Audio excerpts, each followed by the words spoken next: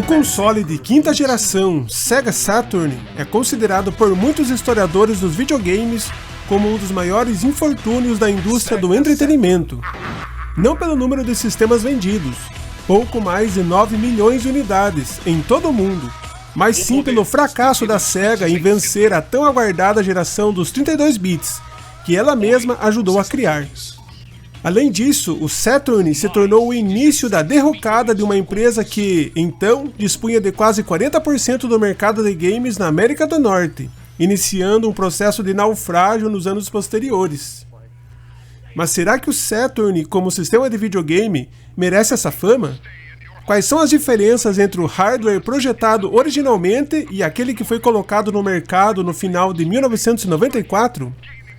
Quais erros de cálculo das divisões americana e japonesa levaram o Saturn a amargar uma terceira posição no fim de sua breve carreira? E o que muitos se perguntam até hoje, o console da Sega era inferior em processamento bruto que seu concorrente, o Sony PlayStation? Aperte os cintos e vamos lá!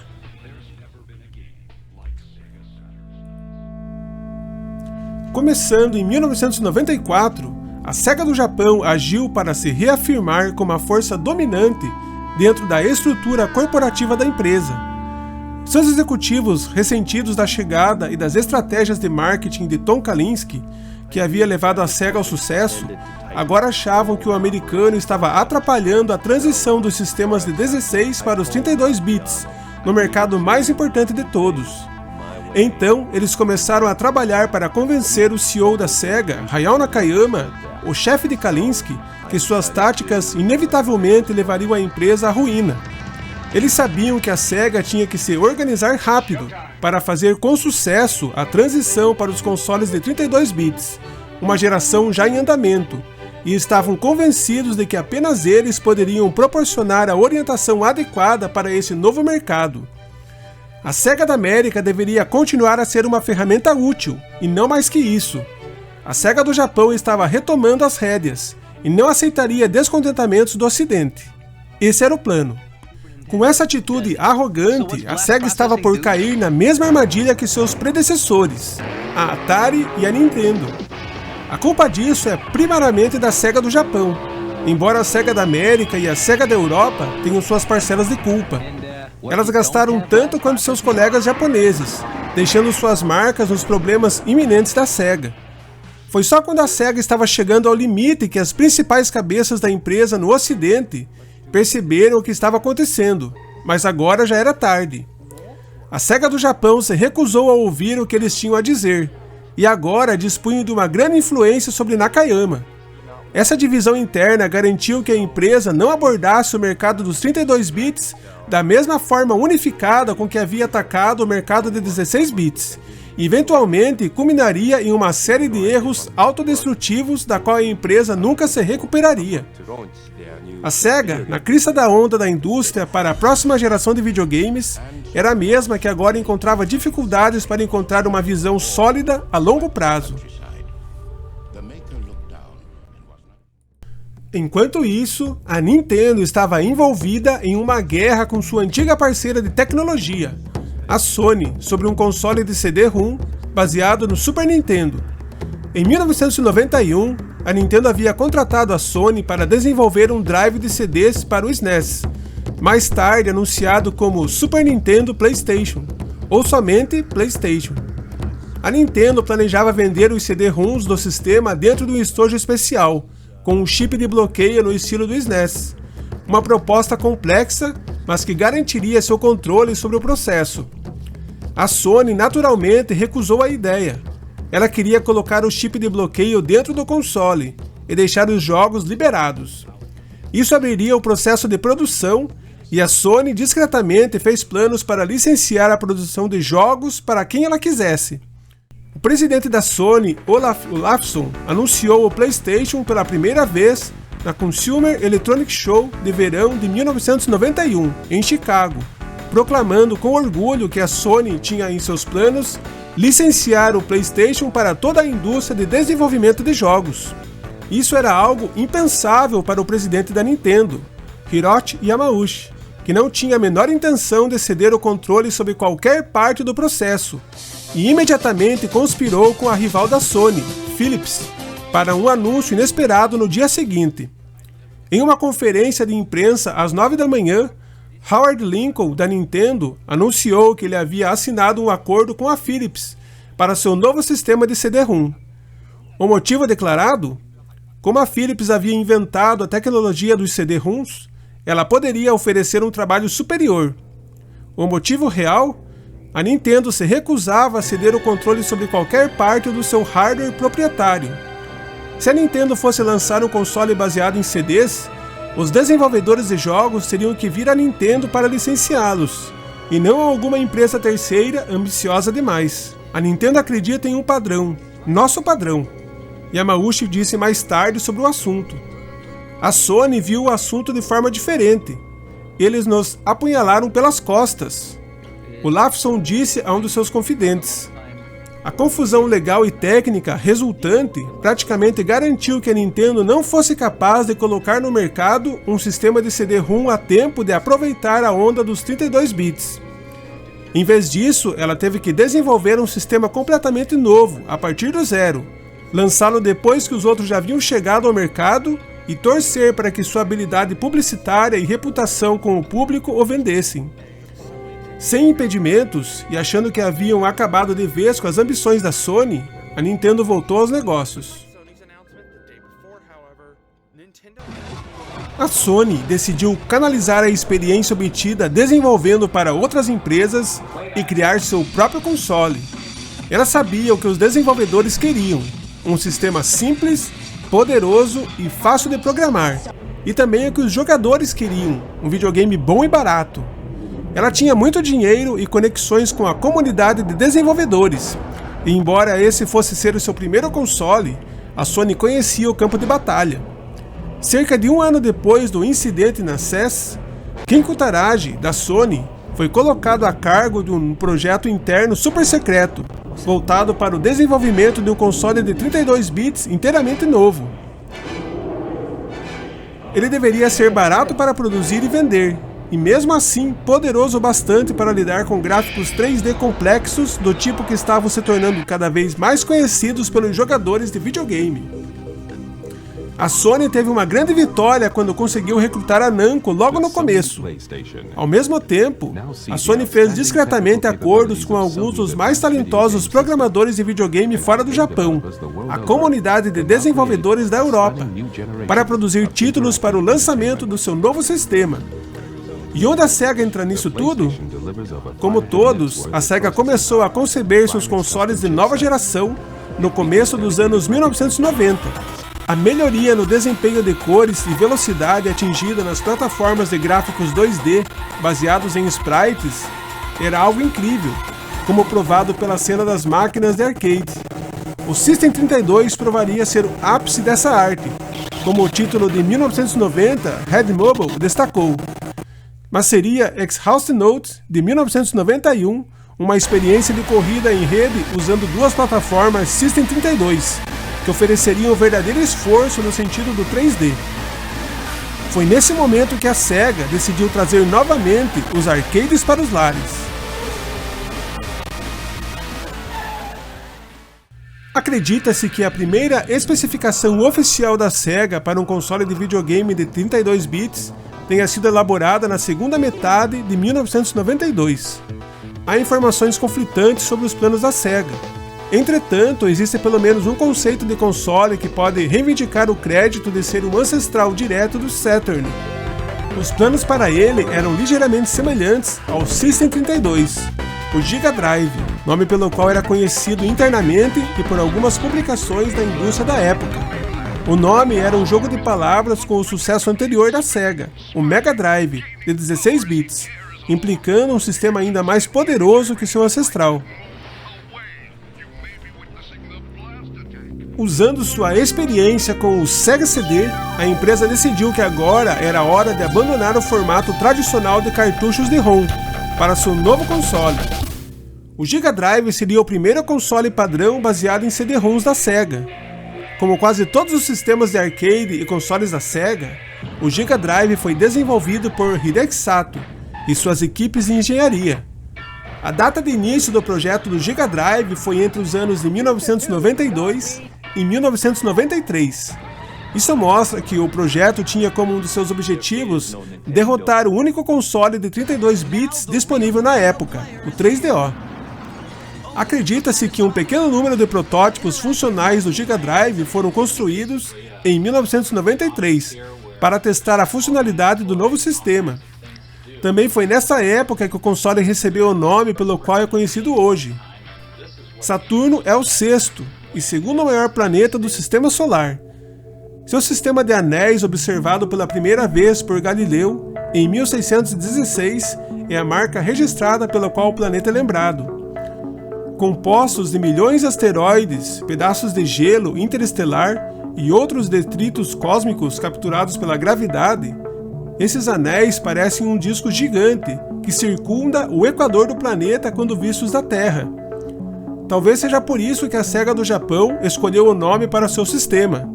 Esse era o planeta do disco gigante, uma imagem mental para ajudar a reforçar o fato de que o console usaria CD-ROMs como mídia de armazenamento em lugar de cartuchos.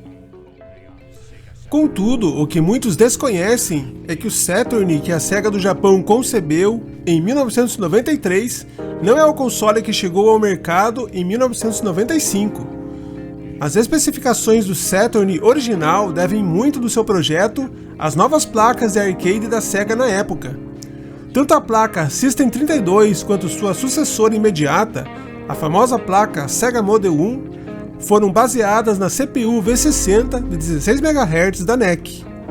Os dois projetos tinham CPUs únicas, VDPs únicas e arquitetura de projeto bastante simples. A System 32 foi a placa de videogame 2D definitiva da Sega, enquanto a Model 1 foi desenvolvida exclusivamente para jogos com motores gráficos poligonais 3D, e basear seus sistemas domésticos em hardware de arcade era um conceito bastante utilizado pela Sega, e não é agora que isso iria mudar. Não se sabe qual das duas placas tornou-se a base para o console original. Entretanto, é perceptível que o Saturn, como projetado originalmente, era menos poderoso que o resultado final. Relatos indicam que a Sega do Japão originalmente pretendia que o Saturn fosse o console de videogame 2D definitivo, com os jogos 3D em segundo plano. Isso na verdade estava alinhado com o 3DO e o esforço abortado da Nintendo. No fim, essa ênfase no 2D sobre o 3D também era o plano original da Sony para o PlayStation. O motivo pelo qual a Sega e outros produtores dos primeiros sistemas de 32 bits favoreceram o 2D era simples. Hardware 3D era caro para produzir e vender, como a Sega sabia muito bem. Contudo, mesmo assumindo que o Saturn deveria lidar com os jogos 3D desde o começo, e que dispunha das poderosas especificações para gráficos 3D da revolucionária placa Model 1, o projeto era muito menos poderoso do que o sistema acabou por se tornar mais tarde. Então, como o Saturn passou de uma arquitetura relativamente simples na bagunça que acabou se tornando? O quarto trimestre de 1993 se mostraria crucial para as principais empresas na onda da nova geração da indústria dos videogames. A Matsushita, a empresa mãe da Panasonic, revelou a primeira versão do 3DO nos Estados Unidos, em outubro, e no Japão e Europa, em março do ano seguinte. Já a Nintendo cancelou abruptamente o Super Disc para o Super NES no mês seguinte, sem oferecer uma explicação oficial para a mudança súbita de ideia. Depois chegaram notícias de que a empresa não tinha mais planos para mídias de CD-ROM e já trabalhava em um novo projeto. Por que a abrupta mudança de planos? A Nintendo havia finalmente percebido que havia perdido a chance de participar da revolução dos 32 bits no seu momento mais importante. Como a concorrência estaria disputando a liderança da nova geração, o melhor a fazer era se preparar até que seu novo sistema, o Projeto Reality, estivesse pronto para o mercado. Ele seria o último dos sistemas da nova geração a chegar, não antes de 1995, na melhor estimativa. Mas a empresa teria tempo para refinar seu projeto e aprender com os erros da concorrência. A Sega ainda tinha reputação mundial de excelência em programação. Em novembro de 1993, Virtua Fighter de Yu Suzuki estreou nos arcades, sendo o jogo de luta mais revolucionário desde Street Fighter 2 da Capcom. Embora o ambiente e a jogabilidade não fossem nada novo, os gráficos poligonais renderizados em 3D com tela cheia e em cores estavam assombrando a todos. Ninguém realmente falava sobre hardware de arcade até a chegada de Virtua Fighter, mas de repente o termo Sega Model 1 estava nos lábios de muitos jogadores. Não é surpresa então que a Sega também tenha recebido muita atenção quando anunciou seu novo console doméstico, o Saturn, naquele mesmo mês. Nos meses que se seguiram, Virtua Fighter se tornaria a nova febre dos jogos de luta, deixando óbvio que a Sega deveria ter uma conversão do game para o Saturn em andamento, sendo um título de lançamento ideal. Lembre-se que, como planejado, o Saturn original seria o console de jogos 2D definitivo, com capacidades 3D modestas. Hardware 3D como o Model 1 era caro e a Sega queria manter os custos baixos. Ela não tinha a intenção de passar pelas mesmas tribulações que Trip Hankins e os apoiadores do 3DO estavam passando. Isso até observarem o grande sucesso de Virtua Fighter. Com apenas um jogo, a Sega havia levantado o padrão para os consoles da nova geração. A capacidade para jogos 3D não era mais uma opção ou uma expectativa. Agora era um requerimento. Os jogadores que estavam esperando pelo lançamento do Saturn pediam para que sua potência fosse suficiente para suportar uma boa versão do seu jogo de luta favorito dos arcades.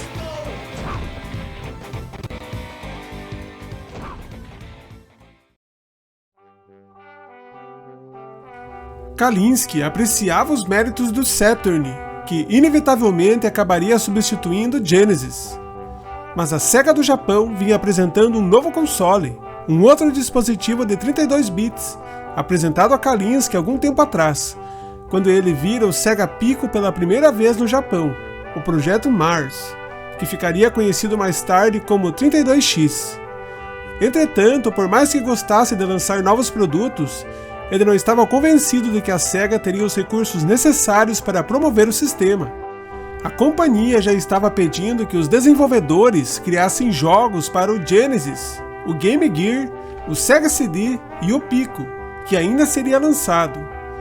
Isso já desafiava sua capacidade de desenvolvimento, e era por isso que o pessoal da Sega da América não conseguia evitar comentários negativos com a ideia de acrescentar mais hardware para a mistura. Para justificar a suposta necessidade disso, Nakayama explicou que o Mars preencheria a lacuna entre o Genesis e o Saturn. Kalinske não entendeu que lacuna era essa. O Genesis ainda vendia bem, e o Saturn seria lançado em pouco mais de um ano. Mas Nakayama não queria mais discutir aquele assunto. Já estava ficando claro que Kalinske não era mais o principal tomador de decisões. Eles haviam decidido que era hora de reassumir a companhia a qualquer custo, e era melhor Kalinske se conformar e se acostumar ao Mars. Tom Kalinske, com seu senso aguçado de negócios e tendências, foi quem primeiro percebeu essa mudança nas expectativas do mercado, agindo para colocar a Sega na melhor posição possível para tirar proveito delas. Suas conexões com a indústria naturalmente o levaram para a Sony, que recentemente rejeitada pela Nintendo, estava planejando entrar no negócio dos consoles. Kalinske viu uma grande oportunidade para a Sega. Reunimos-nos com a Sony e definimos o que gostaríamos de ter no nosso novo hardware. Tínhamos essa ótima ideia, que ele seria um sistema de hardware conjunto da Sega e da Sony. Parecia um acordo ideal, já que estávamos eras à frente deles em termos de desenvolvimento de software. Então fomos para o Japão e a gerência da Sony gostou da ideia. Então fomos até a Sega e Nakayama odiou a ideia. Embora os esforços de Kalinske para colocar a Sega na liderança da tendência do 3D tenham sido frustrados, as sementes que ele plantou na Sony logo deram frutos. Não é surpresa que Kutaragi tenha insistido pesadamente para que o PlayStation tivesse o 3D como um dos seus principais argumentos de venda. Os impressionantes gráficos 3D de Virtua Fighter eram revolucionários na época e estabeleceram o padrão de para onde o mercado estava se encaminhando. Ouvir essencialmente o mesmo de um dos executivos-chefes da Sega, um antigo aliado e concorrente em potencial, serviu apenas para salientar o argumento de Kutaragi junto à Sony. Depois que as negociações com Kalinske e a Sega fracassaram, eles cederam, deixando Kutaragi e sua equipe de P&D fazerem o que queriam. O PlayStation seria um sistema de videogame 3D. Anos depois, o ex-presidente da Sony Computer Entertainment, Shigeru Maruyama, falaria sobre a situação. Quando Virtua Fighter foi lançado, a direção do PlayStation se tornou clara imediatamente. No momento exato, a Sega salvou nossas peles.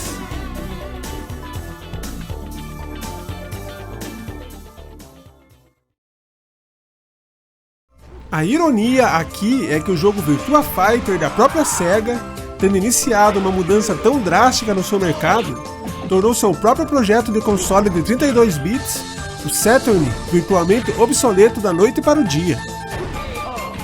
Em novembro de 1993, a Sony entrou formalmente na corrida dos consoles de 32 bits, anunciando a formação de uma nova divisão, a Sony Computer Entertainment, responsável pelos empreendimentos da corporação relacionados a computadores. O primeiro projeto nas pranchetas de desenho era seu novo console de videogame de 32 bits, que ela revelou já estar em desenvolvimento. Chamado de PSX nas publicações da época, esse foi o sistema que eventualmente seria batizado de PlayStation. A Sony tinha o dinheiro para o marketing. Mais importante, ela estava projetando uma máquina e softwares para acompanhá-la.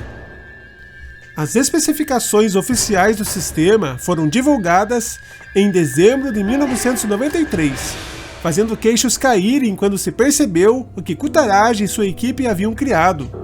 O PlayStation era um faz-tudo com arquitetura RISC topo de linha, que era melhor do que qualquer coisa no mercado ou prestes a ser lançada. Seus gráficos 2D eram muito melhores do que os do SNES. Seus gráficos 3D eram tão bons ou melhores do que os arcades da Sega, ou os melhores computadores caseiros tinham a oferecer, e sua velocidade era muito maior do que a do velho Genesis. Sua habilidade de lidar com gráficos 2D complexos e processamento 3D pareciam sem igual, e seu drive de CD-ROM de velocidade dupla garantia tempos de carregamento mais rápidos do que os concorrentes da Sega e da NEC. Melhor de tudo, as bibliotecas de desenvolvimento que a Sony já tinha à mão para os potenciais desenvolvedores terceiros tornavam incrivelmente fácil programar para o console, dando ao PlayStation maior apelo dentro da indústria dos videogames do que Trip Hawkins e a equipe do 3DO jamais sonharam. A Sony esperava conquistar o suporte dos desenvolvedores da Sega e especialmente da Nintendo, e conseguiu. Conforme 1994 começou a se desenrolar, um desenvolvedor após o outro começou a expressar suporte público ao novo console e tudo o que ele tinha a oferecer.